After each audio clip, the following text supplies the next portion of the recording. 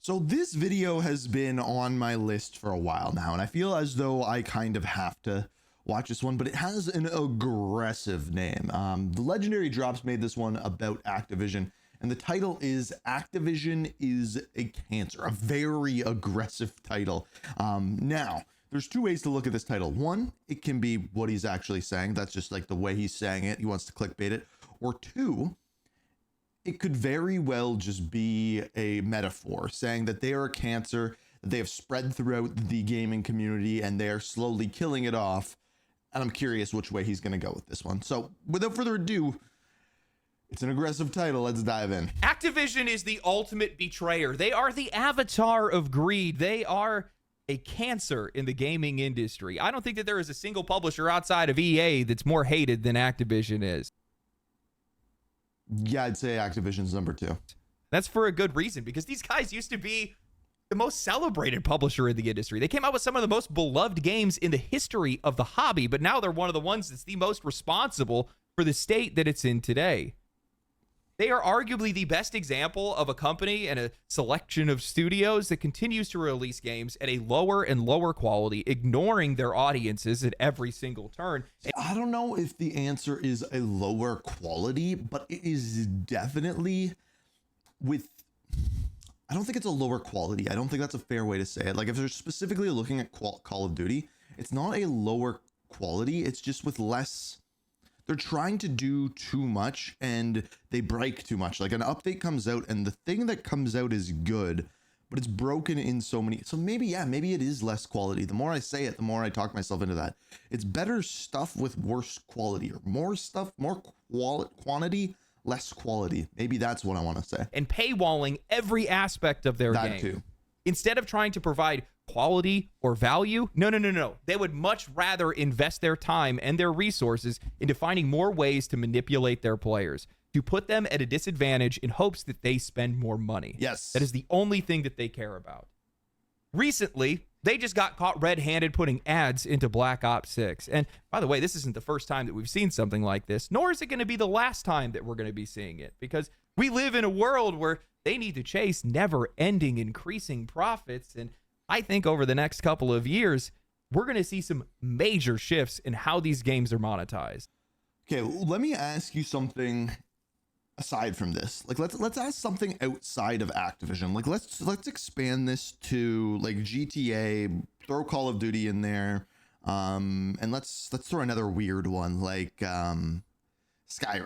Skyrim doesn't really work. Let's just stick with GTA and Call of Duty. Would you be okay with ads being in the game if they're non-intrusive? And what I mean by that is you're driving through you're driving through Vice City and there's a billboard up and you drive past it and it's not a billboard for something in the game. It's a billboard for Old Spice deodorant. I don't know why I picked that one. We'll just go with it. Old Spice deodorant ad. Does that bother you? Same thing in Call of Duty. Say you're playing on a map like Rust or something like that, and off in the background there's a worn out billboard and there's an Old Spice. Does that bother you? Like, to me, I don't really care.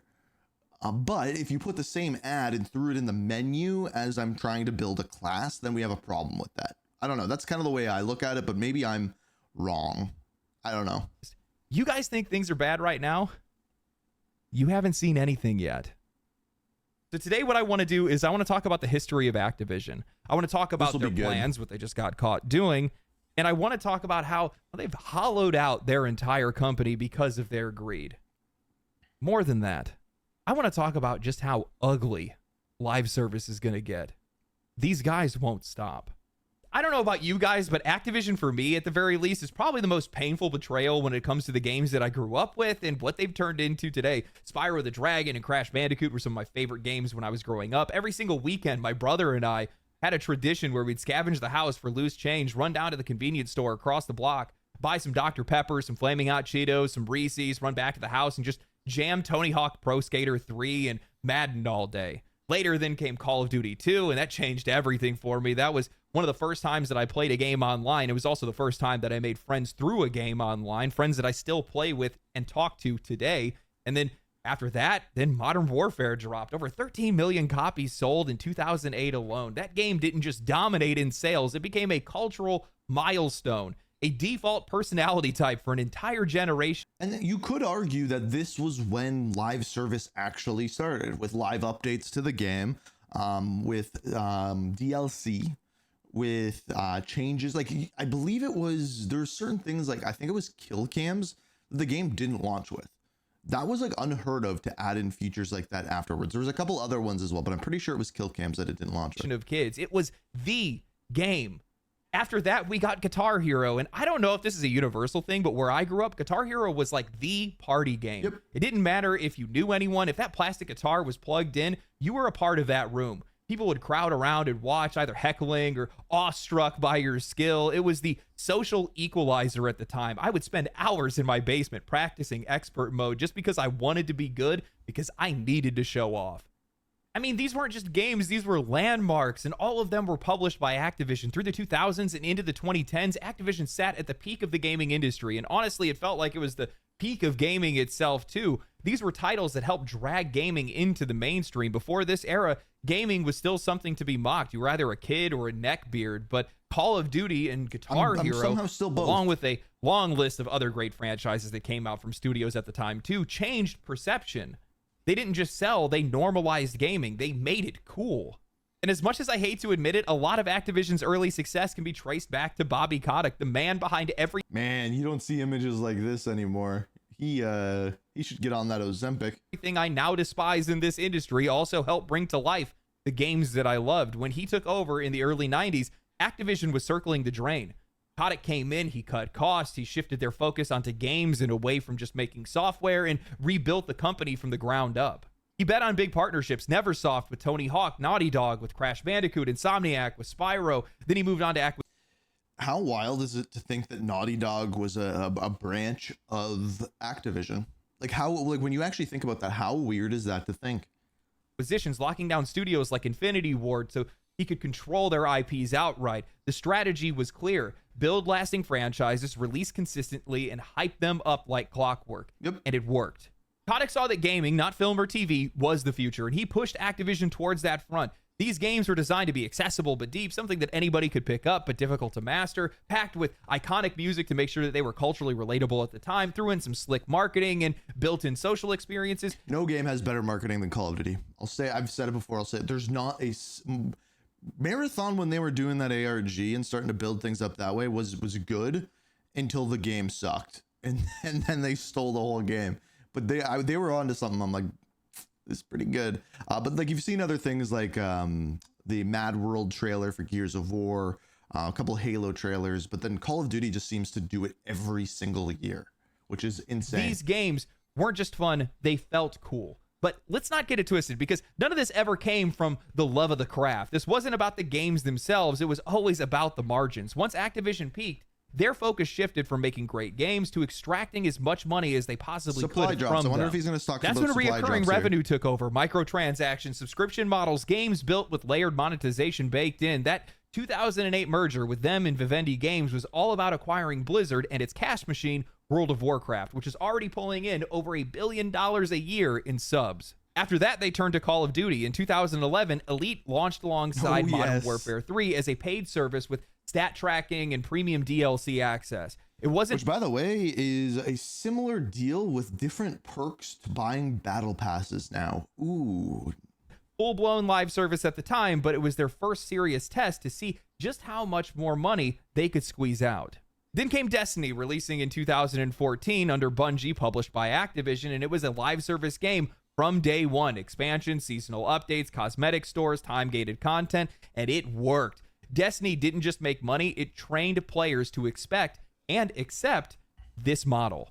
By 2016, this... Okay, so this is something I don't know, and you guys will have to let me know because I don't play Destiny anymore.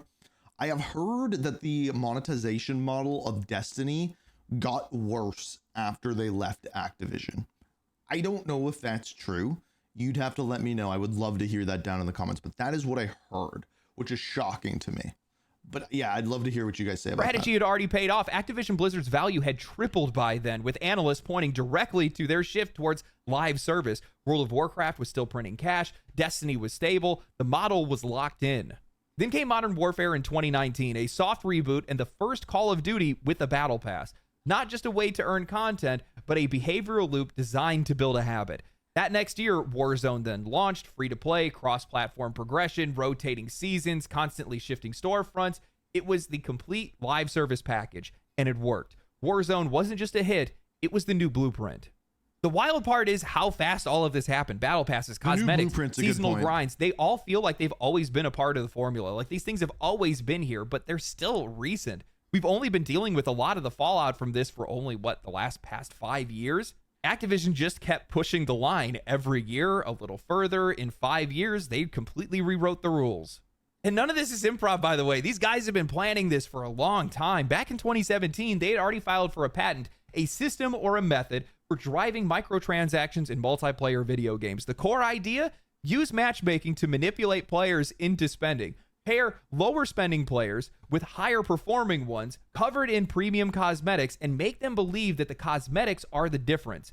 Dress for success. The patent spells it out. Okay. I don't know if this is true, but do you remember how a while ago they said that you had better matchmaking based off of if you bought items or not? And that appeared to not be true, but they do have a patent for that. Junior player may wish to emulate the marquee player by obtaining weapons or items used by the marquee player. These guys were engineering insecurity, building systems not to improve their gameplay, but to make you feel worse unless you play. Which is wild. That philosophy hasn't gone away. It has become their foundation. Today, Call of Duty has battle passes stacked on top of battle passes. In some cases, their battle passes have battle passes. Microtransactions that cost more than the game itself. Every inch of content has been carved out and sold back to you. Just last month, leaks revealed that they are planning on locking limited time modes behind battle passes. Literally time. Which we talked about, but apparently is not true. But if it does become true, that might be the camel that broke the camel's back. The hump that broke the camel's back. That might be the saying. Time gating and paywalling playable content. That trend has continued, and just recently, Activision got caught testing in-game advertisements inside of Call of Duty Black Ops 6. And lied about it. According to a PC Gamer report by Ellie Gold, players noticed bundle promotions embedded directly into the weapon select menu. The feature was quietly removed after backlash, with Activision claiming it was a UI feature test that went live by mistake. Of course, the players didn't buy it. One Reddit user pointed out that the game has already raised its price of its premium Black Cell Pass, which I think is a second battle pass that's inside of the game, without fixing any of their long-standing bugs. So here's the thing, right? Is I'm Canadian and our dollar is very unstable. So that means the price of pretty much everything over the last 2 years has rose drastically. So things like the Black Cell, I don't know if the price of them is going up or the Canadian dollar is just getting worse. So I never know if the price of those things is actually raising or dropping or whatever. So when I hear something like this, I kind of just have to take it like at face value. So I guess they've raised the price of Black Cell. Seeing an ad placement take priority only adds further insult. Others had said if this is a free-to-play game like Warzone, then maybe it would be expected, but Black Ops 6 is a fully priced release. One commenter called it pathetic, comparing it to a desperate mobile game constantly begging for more cash. The writer then goes on to say, even if this was an honest mistake, the fact that Activision was running a test like this clearly means that ads as a feature is something it feels worth trying out. That's what I said. That is at least being talked about. They went on to bring up other controversies, like how they recently charged $90 for a Teenage Mutant Ninja Turtles bundle and $28 for Squid Game skins that complete. Okay, so as far as the $90 one, that's for 4 bundles. But yeah, if you wanted all of them, $90. Completely missed the point of the show. Now, what I think the writer misses, and what a lot of people probably just resigned themselves to at this point, is that this wasn't some accidental leak. It was a test. It was a proof of concept. Sure, a Reddit post got 1,000 upvotes. Oof, big deal. Activision was tracking something else entirely. How many people clicked on that ad in the loadout screen? That's the real metric here. This wasn't some placeholder code. These guys paid developers to build that UI, design that asset, and then wire it into the game. That is not a glitch. That's a roadmap. Yep. What's hilarious to me and honestly inevitable at this point is how these guys have basically just turned into Korean MMO developers. They have completely surrendered themselves to monetization. For the past 5 years, they have made more money than they know what to do with, yet all of their focus is on building more gateways to more spending. Yet in the process, they have torched their reputation and they have sacrificed the quality of the content itself. Black Ops 6 and Warzone just aren't good games to play anymore because they never take their foot off the gas. There was this brief moment where they had floated the idea of staggering Call of Duty releases, giving a little bit of time for the teams to be able to improve the engine and letting the players have some room to breathe as well. But that plan lasted for about... I think they can do the current model that they have. They need to change a lot, though.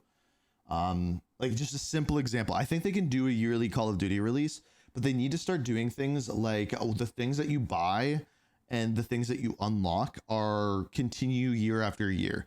And the way that you do that is instead of weapon blueprints, it's just simply camos. And those camos apply to all weapons, including future weapons. So if I unlock dark matter within Black Ops 6, that dark matter can then be used in years to follow. And yeah, eventually they're going to get into trouble where they have too much of that. But that's far down the road as compared to now when they have, what, 100 and something weapons in Warzone. That's silly. Have your 30 and have the thing that carry over be the camos, be skins for a limited amount of characters that you could actually unlock. But they won't do that because they're just in a money printing machine at this point. 5 minutes before they just cranked out another Rush sequel. And it's not like the players haven't noticed. One of the Redditors had nailed it. They said that they would rather build out ad tech before fixing game-breaking issues. Performance is dipped in these games. Cheating is absolutely rampant. Whether it's modded controllers, soft hacks, or wall hacks, it's rare to play a full match, especially in Warzone, without running into somebody that's exploiting the game. And none of that ever gets fixed because there's never any time for it. Every year is a reset. A new game, a new store, a new monetization cycle, and all of it pulls focus away from what's broken. I mean, even the install size of these games have become a punchline. Call of Duty ballooned from 30 gigs to nearly 500 gigs, now requiring its own dedicated drive just to play. I talked with current and former Call of Duty developers, and they all said the exact same thing. They said if we just had one more year, a single development cycle, they could fix it. But that year never comes. And also, I don't believe that anymore. Like, after Black Ops 6 apparently had 4 years in development, and it's as broken as it is, I just don't believe that. I think it comes down to a too many cooks in the kitchen situation where one person messes something up and it takes everyone so long to figure out what it is because so many people are working there. On top of that, just the priorities being in bad places. I don't think it's just if we just had one more year. I don't buy that anymore.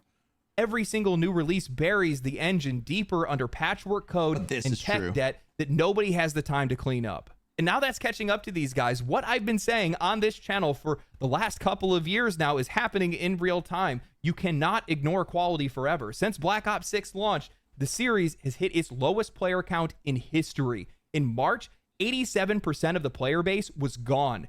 Even with its latest update, they're still down 77%.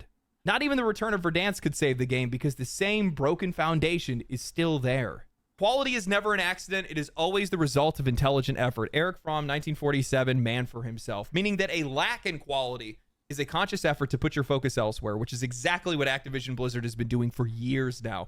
Bobby got off just at the perfect time because he knew exactly what was coming on down the line. You could only focus on monetization first for so long. You can only sacrifice the quality of the product for so long before eventually that's all going to come to catch up with you. And I think it already has. Looking at their entire catalog, World of Warcraft, Call of Duty, Diablo, Overwatch, most of their games are whatever. I can't play Warzone.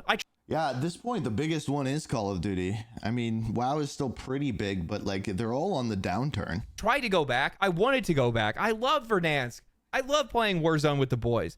But the minute that I hop back into the game, whether it was the quality of the game or the monetization of it, there was just no way. I got to put 20 to 30 hours into it just to be able to grind weapons and perks, to be able to be viable in Warzone. Then while I'm doing that, I've noticed... This is, by the way, which would be another reason why Blackout would be a good idea. Blackout, you didn't have loadouts. You picked up everything off of the ground. But guess what? If they do that, then skins matter a lot less. But there's a way around that. They could make it so that when you picked up a gun off the ground, it automatically applied a skin and loadout's no longer a thing. But then streamers will be like, oh, but I need my loadouts. It's a whole thing. This thing that people are running around and pay to win skins and they're blending into the environment. On top of that, a couple of the matches that I got into, the two that I actually tried for Warzone, immediately got hacked on the minute that I dropped in. No, dude, I'm not giving you my time or my money. Thank you for the review copy of Black Ops 6, by the way. I never thanked you guys for that. I appreciate it. Fix your game. Black Ops 6 was good at launch. I'll be the one that says it. Black Ops 6 was good at launch. It fell apart after. It had an extremely good launch. People loved the game at launch. It was when the Warzone integration came on and everything broke, and then they introduced ranked play and everything broke, that the game just went to shit, and they just stopped caring, and they started putting more and more monetization, and the events sucked, and then they didn't change the event. The launch of Black Ops 6 was good. I'll say it. I've always heard people say that Call of Duty will never die, but that's like saying a rainforest will never burn. All you need is the right set of circumstances. A couple of dry seasons, somebody left out an oily rag, somebody left a campfire still burning, maybe there was a strike of lightning. All of a sudden, it's all going up in flames. Look at Overwatch right now. They pushed their players, they pushed their buttons, they lowered the quality of the game, they stole the copy that they paid for, turned it into a worse version of that game, increased the monetization.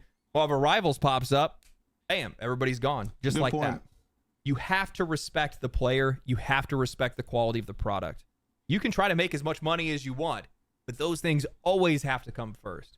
And the funny thing is, it's not just Activision. It's a whole slew of companies that are following the same. So this is where the cancer comes in. This is where it's spreading to other people. And I do believe that this is true. That's why I said I was wondering whether he'd use the Activision as a cancer as a hyperbole, or whether he was using it as a metaphor. Playbook, the same blueprint.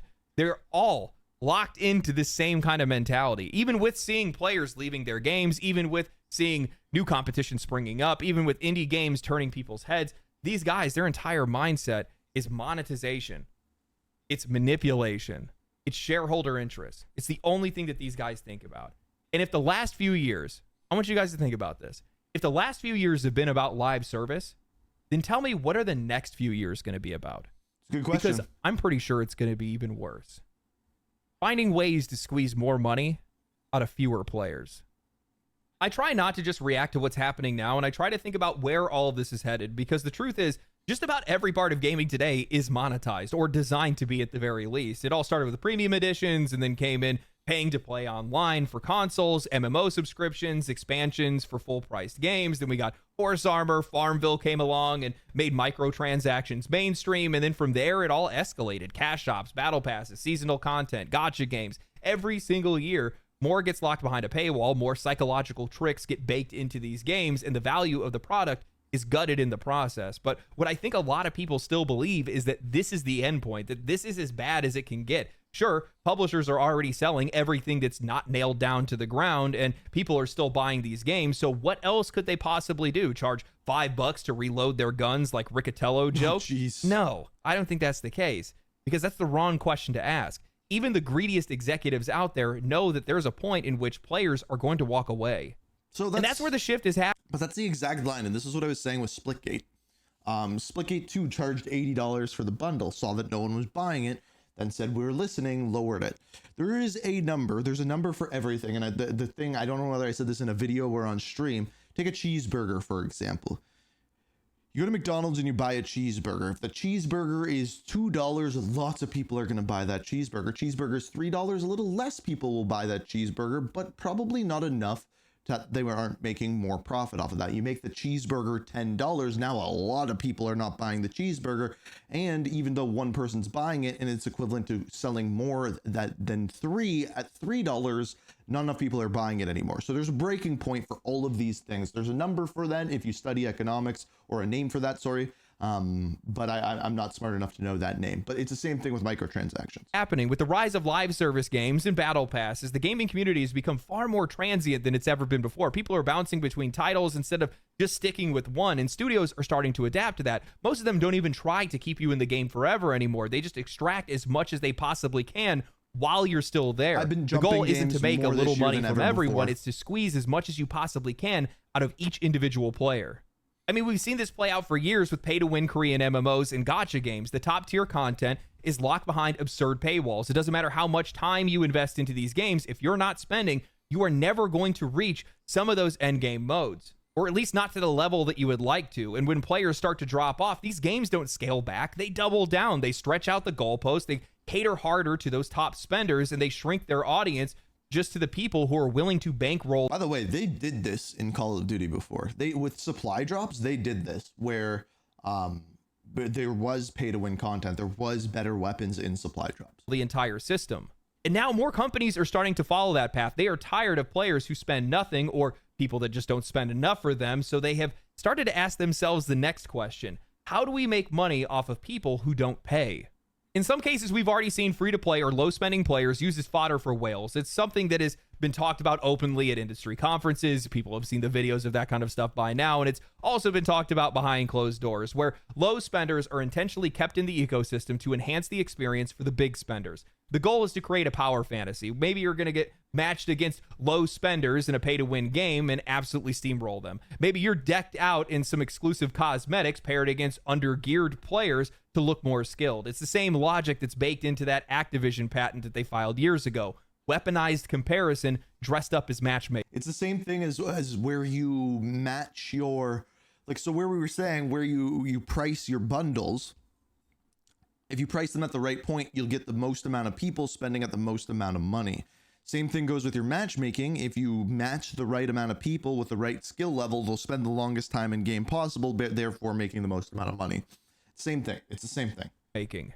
But I think this is just the beginning, and where it's headed is even worse, because what Activision had showed off of their accidental in-game ad that was slipped into the Call of Duty loadout screen, that wasn't a glitch, that was a test. And more importantly, that is their next logical step. In-game ad space for revenue. If you guys remember, Ubisoft pulled the exact same stunt last year, pushing ads on the pause screen of Assassin's Creed. Xbox already hits you with a full screen ad the second that you power on the console, and right now, Call of Duty. These ads are just for their own products. Cosmetics, battle passes, other games, but that's just phase one. The real money is going to come in when they start selling it to third parties. Yep. And I really don't think that future is very far off. That's The next 5 years, probably even video. sooner than that. There're going to start seeing brands like McDonald's, DoorDash, or Walmart embedded directly into loadout screens or menu. No, it's not even that. It'll be for their partnership. So like Teenage Mutant Ninja Turtles, Squid Games, John Wick.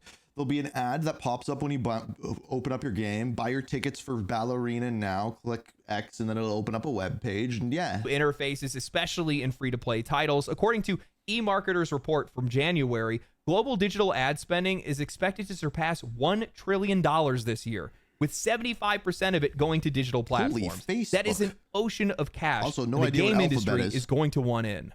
We've already seen advertisements creep into every corner of our lives. Social media, search engines, streaming platforms. Hell, Hulu and Netflix now offer ad-supported tiers just to squeeze more money out of the users who can't or won't pay full price. The game industry sees that model, and they're chasing it. Now, product placement in games isn't anything new. Sports games already rake in millions of dollars on branded content, and it works for those games because it adds authenticity. You want that inside of these arenas. PlayStation, on the other hand, their upcoming game Intergalactic already has branded placements from Porsche and other companies as well. But that's going to expand. My prediction is that we are going to see a massive wide industry pivot from games made for prestige, quality, and popularity to games being designed to maximize revenue per individual player. We're going to see single-player games lean harder into product placement since traditional advertising is going to feel a little bit too intrusive for those games, at least for now. But multiplayer and live service games, those guys are going to be wide open. That's where we're going to see all the real-time ad integrations, dynamic billboards, loadout screens that are going to be sponsored by brands, anything that pushes the revenue needle forward. The biggest companies in this industry have already proven that they will sell their soul for an extra $10, but you can only raise the base price of games so much. You can only carve out so much of your content so many times before there's nothing left. But passive income is endless, and it's coming. You guys are going to hate me for bringing this up, and I hate to be the one to tell you, but I don't think it's going to end there. If anything, advertising is just one piece of what's coming. The other, something that these companies are working on, have already been quietly doing under the guise of moderation and improving your experience, is data harvesting. Oh God! Right now, really? most of these We're companies going collect here? your name, address, age, and gender by default, but it doesn't stop there. They collect play data. Yeah, so Activision has my data all the way back to Modern Warfare 2019. You can actually get this data if you want to, and like your skill-based matchmaking and your play preferences and everything like that. He's not wrong here. In-game behavior, decision-making tendencies. Basically, anything that can be tracked is being tracked. And we've already seen these guys getting caught. Microsoft was fined $20 million for collecting personal data from kids that were signing up for Xbox accounts. Epic was just hit with a staggering $520 million fine for Fortnite, not just for data collection, but using that data to build dark patterns targeting children into making purchases. Ubisoft, they're currently under investigation, facing an $85 million lawsuit for quietly harvesting data from single-player games. Now, there are supposed to be protections in place, but that only applies to kids under the age of 13 or when consent isn't given. That's the reason why these guys have been sued in the past. But let's be real here. Consent is just a checkbox that's buried under a wall of legalese that nobody's going to read. That's the reason why end-user license agreements are intentionally convoluted and written in bulk. They're not meant to inform you. They are meant to wear you down. Just click agree and let the data stream begin. And once they have that data, they can use it however they want. Imagine though you boot up a game and it's launch day of Call of Duty and your friends are like, dude, get in the lobby, and you're like, guys, I'm gonna need 45 minutes.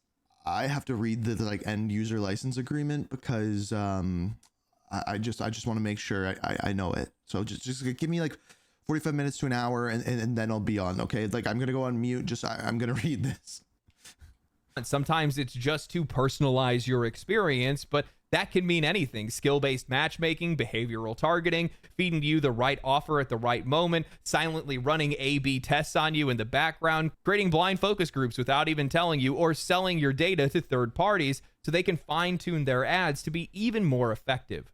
I think this is what passive income is going to look like for these companies in the coming years, or at least what their next monetization strategy is going to be. And I think this is where the industry is ultimately headed, because what is more profitable than players who don't pay, players who look, players who linger, players? So honestly, if they are doing this, it might be better than the current model. And yikes, that's a rough thing to say, but like put it this way, instead of shoving microtransactions down your throat, if they want you to play longer, and to do so they make a better game, and after you play longer they take the data of you playing and maybe sell it to other video game companies, do I really care? No. Like I'm not hiding anything. I play games the way I want to play games. So if they do that instead of pumping microtransactions down your throat, to me that's better. But they have to be transparent about it. They have to tell you that is what they're doing. They have to say that we're watching your player behavior and we will be selling it to other companies. This is what we will sell, this is what we won't sell.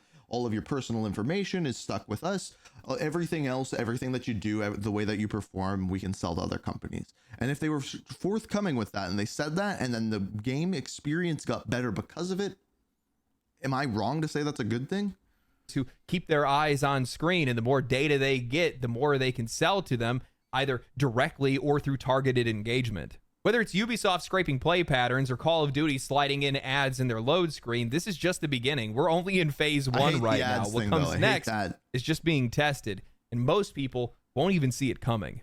I keep saying this, but these guys are just going to hand off this entire industry on a silver platter to this new generation of publishers and studios that have been turning heads over the past couple of years. The less you focus on the quality of your product and on your customers, the more likely that audience, those customers, are going to start walking away. And we've already seen that happen in a lot of games over the past couple of years. It's that old adage from Steve Jobs talking about the marketing team taking over and the product people having less influence. It's the only thing these guys understand. They only think about how to make money, how to make more money, how to get their product in front of more people. That's the only thing they think about, because they don't know how to build anything. Take it from somebody that went to school for marketing. It's the only thing that I understand. I mean, that's a super cynical way to look at it, because we still get very good games. We've had a ton of good games this year, like Expedition 33, Blueprints. Like there's tons. So to say that there's nobody making good games anymore, that's just not true.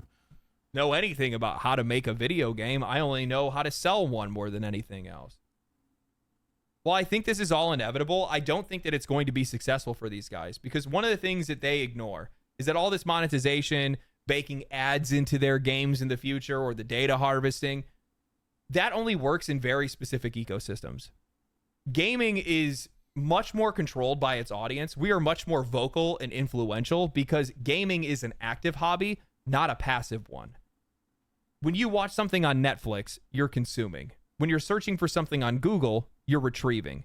When you're scrolling through Twitter, you're reacting. Those are passive traits. Those are passive things that you're doing. When you are playing a game, you are directly interacting with it. You can directly feel drops in quality or manipulation or whatever it might be. We are experiencing those games, not just consuming them, which means that we will notice it. and we will talk about it and we will push back on it. And that's what makes this thing difficult for those guys to actually be able to get through. And believe it or not, when we see things like the ads in Call of Duty and the community speaks out about it and it goes back the other way, that is a good thing. That is why I make the videos that I make. That is why I make these videos complaining about what Call of Duty is doing. Like, how many videos have I made talking about the horrible events in game? I make those because I want to see change. And I know I get dumped on being like, oh, you're always negative. Oh, now you're positive about that. I'm going to say what I like and what I don't like. You need to simmer down, people. But the reason why you say the things you don't like is because you want to see them change. And if you don't say the things you don't like, they're never going to change. If you're with a partner, if you're with a girlfriend, if you're with a wife, and she every single morning wakes up and starts banging pots and pans together and it wakes you up and you don't like that and you never say anything, how can you expect it to change? The only way it's going to change is if you're like, number one, throw out all the pots and pans, or number two, be like, can you wait an hour? Then you can start banging pots and pans around. And she's like, oh my God, I didn't even notice. Right? You know, if an ad pops up on Google or Twitter, that doesn't destroy my experience. I barely even notice it. I just scroll past it. But if an ad popped up in my weapon loadout screen or my pause menu, that's going to take me out of the game. That is going to destroy my immersion. And as a result, players are going to consciously just not play those games. That's what the end result of that is going to look like. Some players are going to do it unconsciously. They're not even going to be paying attention to it. They won't even know why they stopped playing a game. And the reason why they did is because they were never in the game to begin with, because they kept seeing an ad or whatever it might be that took them out of the experience. And now they're not paying attention to the game anymore. It's not the path that I would go, but I know it's the path that these guys are going to try to run through. I agree. This is what I said too. That's what I thought was going to be coming. Again, this just goes to show the massive gap in priorities when it comes to AAA and indie publishers today, and indie studios as well, because one side has only so. Okay, I'm going to let him finish this, and then I'm going to give my opinion on this because it's going to be different than his. I guarantee it. So much time, money, experience, and resources, and they only can pay attention to just the game.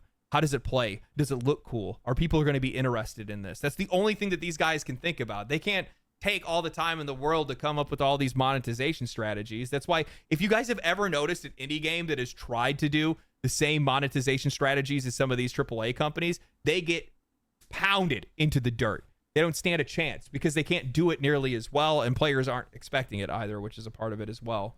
But yeah, the other side, the AAA side, these guys have lost touch. They don't even recognize the customer, and the only thing they can think about is growth and profitability. One side of this is sustainable, the other side is not. I'll let you guys take the time to figure that part out. Anyway, I hope you guys enjoyed the video. If you guys... I did. It was good talk. It was a good chat, but here's where I disagree. So when it comes to the indie developers, most of the time, the games aren't as good. Most of the time. There are exceptions. But a lot of the time, they're made by many, many, many less people. For example, Call of Duty, I believe, I could be wrong, but I believe there's thousands of people working on those games in one way or another. Therefore, in order to pay all of those people, the games have to make a lot more money, hence all of the microtransactions, all of the spending, all of the battle pass, and the game sales on top of that. If you have a game that sells 1 million copies at $20, that is 20 million copies. If 2 people developed that game, that's $10 million a person.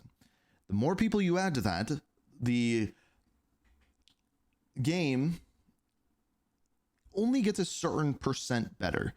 For example, if you're working with one person and you have 1 year, the game is, and you add one person to that game, the odds of that game getting 200% better, it's possible, or sorry, technically 100% better is possible. But then you add a third person, is it going to get 200% better when adding 2 people to that team?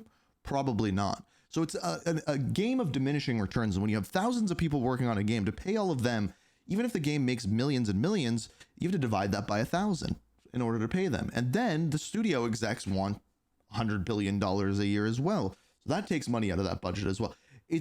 I think we're getting into a huge thing of too many cooks in the kitchen, and games like Expedition 33 that take 5 or 6 years to develop, but only have 30 to 50 people working on them, are going to become the way of the future for games that explode.